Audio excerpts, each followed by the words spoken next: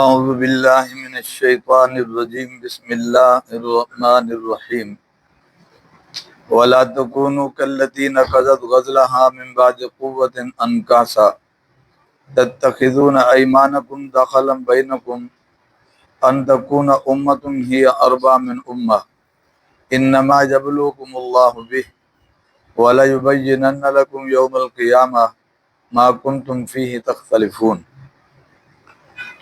ولا تکونوا کالتی، اور تم نہ ہو جاؤ اس عورت کی طرح، ولا تکونوا، اور تم نہ ہو جاؤ کالتی، اس عورت کی طرح، نقضت غزلہا، جس نے توڑ دیا، نقضت جس نے توڑ دیا، غزلہا، اپنے کاتے ہوئے سوت کو، وہ سوت کاتے ہیں نا چرخے پہ، کاتے ہوئے سوت کو، نہ ہو جاؤ تم اس عورت کی طرح جس نے توڑ دیا اپنے کاتے ہوئے سوت کو، من بعد قوت، محنت کے بعد، من بعد قوت، محنت کے بعد، انکاسا، ٹکڑے ٹکڑے کر کے یا ذرہ ذرہ کر کے، تتخذون ایمانکم داخلا بینکم، تتخذون، تم بناتے ہو، ایمانکم، اپنی قسموں کو، داخلا، مداخلت کا ذریعہ، بینکم، آپس میں، تو یہاں مداخلت سے مراد فساد ہے، تو یہاں معنی کریں کہ فساد یا دخل اندازی ایک ہی مطلب ہے، تم بناتے ہو اپنی قسموں کو آپس میں فساد کا ذریعہ، تم بناتے ہو اپنی قسموں کو آپس میں مداخلت کا یا دخل اندازی کا ذریعہ، ان تکون امتن، یہ کہ ہو جائے ایک جماعت، ہی اربع من امہ، بڑی ہوئی دوسری جماعت سے، ایک جماعت ہو جائے بڑی ہوئی دوسری جماعت سے، یعنی کسی اعتبار سے بھی ایک جماعت دوسری اعتبار سے بڑی ہوئی ہو تو تمہارا جھکاؤ اسی طرف ہو جاتا ہے، بھلے تم نے قسمیں اٹھا رکھی ہوں۔ انما یبلوکم اللہ بہ، بے شک اللہ تمہیں آزماتا ہے اس کے ذریعے، وَلَيُبَيِّنَنَّ لَكُمْ يَوْمَ الْقِيَامَةِ، اور البتہ ضرور بضرور وہ بیان کرے گا تمہارے لیے قیامت کے دن، ما کنتم فیہ تختلفون، وہ چیز جس میں تم اختلاف کرتے تھے، وہ واضح کرے گا، وہ کھولے گا اس قضیے کو اور تمہارے اس مسئلے کو جس میں تم اٹکے ہوئے ہو اور اختلاف کرتے ہو۔ توجہ فرما لیں،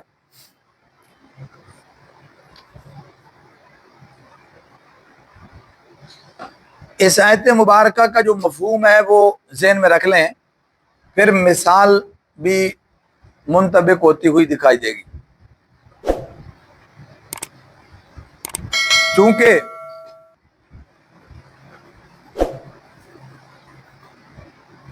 جیسے جیسے اسلام کو ترقی ہو رہی تھی تو بہت سارے لوگ ایسے تھے جو اسلام سے خائف بھی تھے، اسلام کے مخالف بھی تھے، اور اب ان کا بس نہیں چلتا تھا کہ وہ اس کے آگے روک لگا سکیں۔ نتیجہ یہ نکلتا ہے کہ پھر اندر منافقت آ جاتی ہے، جب منافقت آ جاتی ہے تو پھر اس میں وہ آدمی کسی کے ساتھ مخلص نہیں ہوتا، وہ اپنے مفاد کی طاق میں ہوتا ہے، کبھی ادھر اور کبھی ادھر۔ اسی تناظر میں یہ بات کہی جا رہی ہے کہ تم اس عورت کی طرح نہ ہو جاؤ جو اتنی محنت سے ایک سود کاٹتی ہے اور اس کے بعد پھر اسے اپنے ہاتھوں سے کیا کر دیتی ہے، ٹکڑے ٹکڑے کر دیتی ہے۔ تو یہ اپنے ہاتھوں سے اپنی محنت ضائع کرنے والی بات ہے کہ پہلے کلمہ پڑھ لو، ایمان لے آؤ، اور پھر جناب مفاد کسی اور پارٹی اور گروہ کی طرف دیکھو تو پھر ان کے ساتھ ہو جاؤ۔ پہلے تم نے قسمیں اٹھا رکھی کہ ہم ڈٹے رہیں گے اور ہم یہ ہوگا اور وہ ہوگا، اور بعد میں جب مفاد دیکھا تو سب کچھ بھول گئے اور دوسری طرف چلے گئے۔ تو یہ خطاب اس تناظر میں ہے کہ بظاہر اسلام کے اور دین اسلام کے یا نبی علیہ الصلوۃ والسلام کے ماننے والوں کے دن اچھے نہیں گزر رہے، تنگی کا زمانہ ہے اور کافی اتار چڑھاؤ اور نشیب و فراز ہے، اور بعض دفعہ بڑے نقصانات کا بھی سامنا کرنا پڑ رہا ہے، تعداد بھی اتنی زیادہ کوئی نہیں ہے، مالی اور معاشی مشکلات بھی ہیں، جگہ جگہ پہ مسائل کا سامنا ہے۔ تو اس بنیاد پر دین کو نہ چھوڑو کہ ایمان والے تھوڑے ہیں اور دوسری پارٹی جو ہے وہ مالدار بھی زیادہ ہے اور طاقتور بھی کیا ہے زیادہ ہے، یا ان کے افراد بھی زیادہ ہیں، تو اس بنیاد پر اپنے فیصلے کو اپنے ہاتھ سے بدل دو. خود قسمیں اٹھائیں، خود عہد کیا. کل میں نے عرض کیا نا کہ ایمان بھی عہد ہے، تو خود عہد کیا، قسمیں اٹھائیں، وعدے کیے، بات پکی کی اور جینے مرنے کی قسمیں کھائیں، اور بعد میں مفاد دیکھا دوسری طرف تو ادھر کو ہو گئے. تو فرمایا یہ بالکل ایسی ہے جیسے کوئی عورت ہو اور وہ چرخہ کاتے. کتنی محنت ہوتی ہے سود کاٹنا، ٹھیک ہے، ایک ایک تانی بانے کو جناب وہ بن بن کے یہاں تک آدمی پہنچتا ہے، اور پھر سارا دن محنت کرنے کے بعد دن ڈھلتے ہی اپنے ہاتھوں سے اس کو ٹکڑے ٹکڑے کر دے. کوئی آدمی اس کو جو ہے نا وہ سمجھدار یا دانا نہیں کہے گا، جو بھی دیکھے گا وہ اس سے پرلے درجے کا بے وقوف سمجھے گا کہ اپنے ہاتھوں سے اپنی محنت کو کیا ہے یہ ضائع کر رہی ہے. علماء نے لکھا ہے کہ یہ کوئی عورت ہوگی ایسی کہ وہ ایسا کرتی ہوگی کسی پاگل پن کی وجہ سے، تو یہ بھی ممکن ہے. اور یہ بھی ممکن ہے کہ کوئی بظاہر کوئی ایسا آدمی موجود نہ ہو یا ایسی عورت موجود نہ ہو. ایک مثال فرض کر کے سمجھائی ہے، کیونکہ اس دور کے لوگ بھی اور کم از کم ہر پڑھنے والا بھی اس کو سمجھ سکتا ہے کہ چرخہ کاٹنا کتنی محنت کا کام ہے، اور پھر اس کے بعد اپنے ہاتھوں سے اسے ضائع کرنا یہ کتنی بڑی بے وقوفی ہے. سارا دن محنت کر کے پھر شام کو اپنے ہاتھوں سے اپنی محنت کو ضائع کر دو. یہ ایسی ہے کہ ایمان لائے اور پھر جائے، عہد کرے اور پھر جائے، کلمہ پڑھے اور پھر کیا ہے اس سے ہٹ جائے، اور اسی طرح قسمیں اٹھائے اور پھر اس سے ہٹ جائے. تو یہ تو پہلی بات تو یہ کہ یہ تو نقصان والی بات ہے، اور دوسری بات یہ ہے کہ یہ تو ایک پارٹی کو دوسری پارٹی پر بڑھانے والی بات ہے کہ جی ہم تو اس پارٹی کے ساتھ ہیں جو کیا ہے زیادہ ہے، تو تم ایک کو چھوٹا کر رہے ہو اور دوسری کو کیا ہے بڑھیا کر رہے ہو. تو یہ کامیابی کی ضمانت نہیں ہے کہ تم بڑھیا پارٹی میں ہو، طاقت میں بھی، مال میں بھی، افراد میں بھی زیادہ ہے، مگر یہ ضروری تو نہیں کہ کامیابی انہی کے ساتھ ہے، مگر یہ ضروری تو نہیں کہ صحیح وہ ہیں، مگر یہ ضروری تو نہیں کہ تم ان کے ساتھ ہوگے جو زیادہ ہیں تو بخشے جاؤ گے. معیار یہ نہیں ہے، معیار ہے حق. بھلے حق کے ساتھ تھوڑے ہوں یا زیادہ ہوں، تو کامیابی تو حق کے ساتھ لگی ہوئی ہے. لہذا تم اس گھٹنے اور بڑھنے کو دیکھ کر اپنے فیصلے تبدیل نہ کرو، اپنے مفاد کو دیکھ کر اپنے فیصلے تبدیل نہ کرو. اس لیے فرمایا انما یبلوکم اللہ بہ، اللہ تمہیں آزمانا چاہتا ہے. اب آزمائش کیا ہے کہ ایک آدمی کلمہ پڑھتا ہے، پہلے اچھا بھلا تھا، مال بھی تھا، گھر بار چلتا تھا، ایمان لانے کے بعد اس کے حالات تنگ ہو گئے. تو اب شیطان تو وسوسہ ڈالے گا کہ تجھے کیا ملا اسلام میں آنے پر، کہ تیرا وہ پہلے والا کاروبار بھی نہیں رہا، تیری پہلے والی وہ ترقی بھی نہیں رہی، اور تیری پہلے والی عزت بھی نہیں رہی، کہ تیرا ملنا جلنا جن لوگوں سے تھا زیادہ لوگ دوسری طرف ہیں، تو تھوڑا لوگوں میں آ گیا ہے. تو اس بنیاد پر شیطان وسوسہ تو ڈالتا ہے نا. تو اللہ فرما رہے ہیں یہ اللہ تمہیں کیا ہے آزما رہا ہے. تو اس آزمائش میں پورے اترنا، مفاد کی نظر نہ کر دینا اپنے ایمان کو، اپنے حرص اور لالچ کی نظر نہ کر دینا اپنے ایمان کو. مطلب یہ ہے کہ حق پر ڈٹے رہو. وہ وقت آئے گا کہ حق والے بھی حکومت کریں گے، وہ وقت آئے گا کہ حق والوں کو بھی مال ملے گا، وہ وقت آئے گا کہ یہ بھی امیر ہو جائیں گے اور یہ زیادہ بھی ہو جائیں گے، مگر یہ کامیابی کی علامت نہیں ہے. حالات تو پھرتے رہتے ہیں، ان پہ بھی تنگی آئے گی، ان پہ بھی آئی ہے، وہ بھی مال میں امیر ہوئے ہیں یا اقتدار میں، یہ بھی آئیں گے. یہ تو عدل بدل ہوتا رہے گا. تمہارا فیصلہ تو یہ ہونا چاہیے کہ ہم حق کے ساتھ کھڑے ہیں، وہ جدھر کو بھی جائے. تو لہذا جب مفاد کو دیکھ کر ایسے فیصلے کرو گے تو پھر تم امتحان میں کیا ہے فیل ہو جاؤ گے. انما یبلوکم اللہ بہ، اللہ تمہیں آزمانا چاہتا ہے. تو بعض دفعہ تنگی اللہ دیتا ہی اس لیے ہے تاکہ آزمائش ہو جائے کہ یہ دین پر کتنا جمع رہتا ہے. دین سے کبھی مال ٹکرا جاتا ہے، پتہ لگتا ہے کہ مال چھوڑتا ہے کہ دین چھوڑتا ہے. کبھی محبت ٹکرا جاتی ہے، پھر دیکھتے ہیں محبت چھوڑتا ہے کہ مال. کبھی اولاد کی محبت ٹکرا جاتی ہے، پھر دیکھتے ہیں اولاد چھوڑتا ہے کہ دین. تو یہ اللہ مختلف قسم کی کیا کرتا ہے آزمائشیں کرتا ہے. اب ذرا دیکھیں مکے میں کیا ہوا، کتنی تنگی، کتنا ظلم و ستم، یک طرفہ جناب وہ گاڑی چلتی رہی، اور ایمان والوں سے کہا گیا کفو ایدیکم، اپنے ہاتھ روک کے رکھنا، تم نے بدلہ نہیں لینا. بہت بڑا امتحان ہے. کسی صحابی نے کہہ دیا اللہ کے نبی اب تو بس ہو گئی. فرمایا تمہاری بس ہو گئی، تم سے پہلے لوگوں کے جسموں کو لوہے کی کنگھیوں سے چھیلا گیا ہے، آرے سے 2 لخت کر دیا گیا ہے، اور اللہ کے اس وقت کے رسول گھبرا اٹھے کہ کب آئے گی اللہ کی مدد، اور تم ابھی سے بس ہو گئے ہو، یعنی پرواز اور اونچی کر دی کہ اتنی جلدی نہ کرو، ہو سکتا ہے ابھی امتحان ختم ہونے والا نہیں ہے۔ تو اس سے آپ اندازہ کریں کتنی تنگی، پھر ہجرت پر مجبوری، یہ بے بسی نہیں تو اور کیا ہے۔ لیکن اس کے بعد پھر دن پھرے ہیں، پھر اللہ نے مدد کی ہے۔ پہلا جھٹکا لگا تو جناب احد میں انہوں نے مدینے کو گھیرا دیا لیکن بچت ہو گئی۔ دوسرا انہوں نے جھٹکا دیا غزوہ خندق میں، پورے مدینے کو کیا دیا ہے، گھیرا دیا، اور پوری دنیا کے کفر مل کر الکفر ملت واحدہ بن کر چڑھ دوڑے۔ پھر اللہ نے مدد فرمائی، اس کے بعد پھر دن بدلے، پھر آپ نے تعاقب کیا، پھر آپ پیچھے آئے۔ سمجھ آ رہی بات؟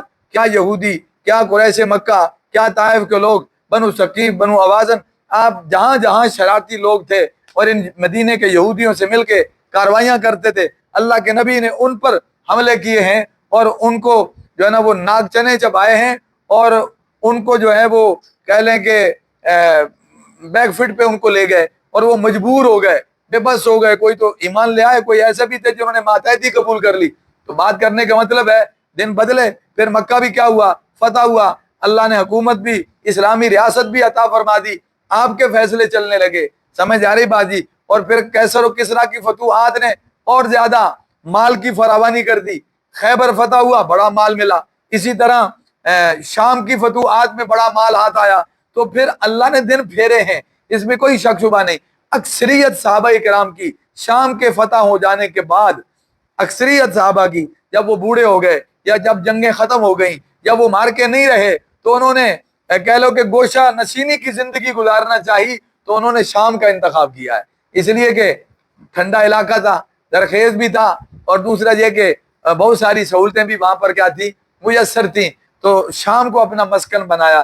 میرے بات کرنے کا مطلب یہ ہے کہ دن تو پھرے، اللہ نے مال بھی دیا، حکومت بھی دی، تعداد بھی دے دی، سب کچھ دیا، لیکن بڑے امتحان کے بعد یہ دن آئے ہیں۔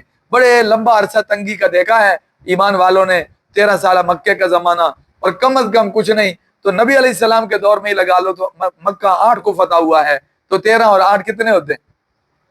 21، 13 اور 8 21 سال کے ازمائش کے بعد پھر لگا کہ اب حکومت کیا ہے، قائم ہو گئی ہے۔ اور کیسر و کسرا کی فتوحات حضرت عمر کے زمانے میں، کسرا کی جو فتوحات ہیں، یعنی ان کی خلافت کے دوسرے تیسرے سال میں جا کے یہ مارکا ہوا ہے، تو اس کا مطلب ہے کہ 4-5 سال اور لگا لو، 2-2.5 سال حضرت ابوبکر صدیق کے اور تقریباً 2 سال ان کے لگا لو، تو اوسطاً 4-5 سال اور شامل کر لو، تو 25-26 سال کے بعد جا کر پھر کیا ہے، دن پھرے ہیں۔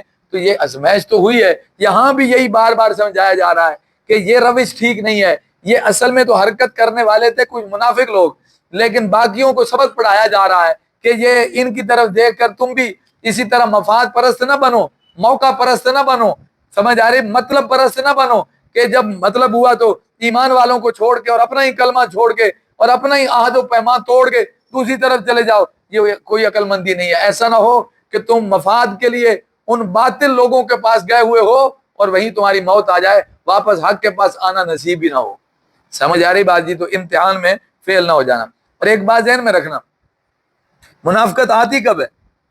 یہ منافقت کب پیدا ہوتی ہے؟ یعنی اندر کچھ اور باہر کچھ، جب کوئی کسی کا کچھ رستہ نہ روک سکے، کچھ بگاڑ نہ سکے، مقابلہ نہ کر سکے، سمجھ آ رہی بات، راستہ نہ روک سکے، کمزور ہو جائے کسی وجہ سے بھی، تو پھر وہ اندر تو دشمنی میں وہی ہوتا ہے نا، اور مقابلہ نہیں کر سکتا تو پھر منافقت شروع ہو جاتی ہے۔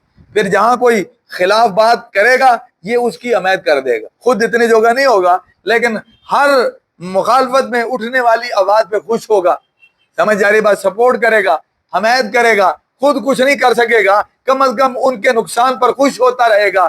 تو ایسا آدمی کوئی خیرخواہی تو نہیں کر سکتا، اس سے کوئی بھلائی کی توقع تو نہیں ہو سکتی، نہ وہ کوئی اچھا سوچ سکتا ہے، نہ اچھا کہہ سکتا ہے، نہ اچھا کر سکتا ہے، وہ اندر برا ہی رکھتا ہے، تو اس کو جب موقع ملا، جتنا موقع ملا وہ نقصان پہنچائے گا۔ تو منافقت بے بسی سے شروع ہوتی ہے، سمجھ آ رہی، منافقت کمزوری سے شروع ہوتی ہے، اور منافقت جناب اس سے شروع ہوتی ہے کہ جب کوئی کسی کا راستہ نہ روک سکے تو پھر یقیناً اس سے کیا ہے، تو جب اسلام کو اتنی تقویت ملنے لگ گئی کہ یہ لوگ اس کا راستہ نہ روک سکے، تو پھر یہ اوپر کچھ اور اندر کچھ کے فارمولے پر ساتھ بھی ہو جاتے تھے، اور جب موقع ملتا تھا الگ بھی ہو جاتے تھے۔ تو یہ ایک نیا جو ہے نا وہ طبقہ پیدا ہوا۔ اب اس طبقے کے اثرات کہیں باقی لوگوں پہ نہ پڑیں تو ان کا راستہ روکا جا رہا ہے کہ مفاد پرست نہ بننا، سمجھ آ رہی بات جی؟ اور اس عورت کی طرح نہ ہو جانا جو اپنی محنت کے بعد خود ہی اپنے ہاتھ سے اپنی محنت کو کیا کر دے، ضائع کر دے۔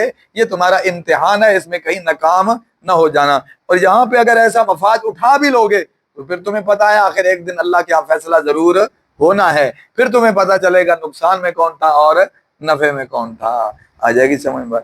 اللہ ملک توفیق۔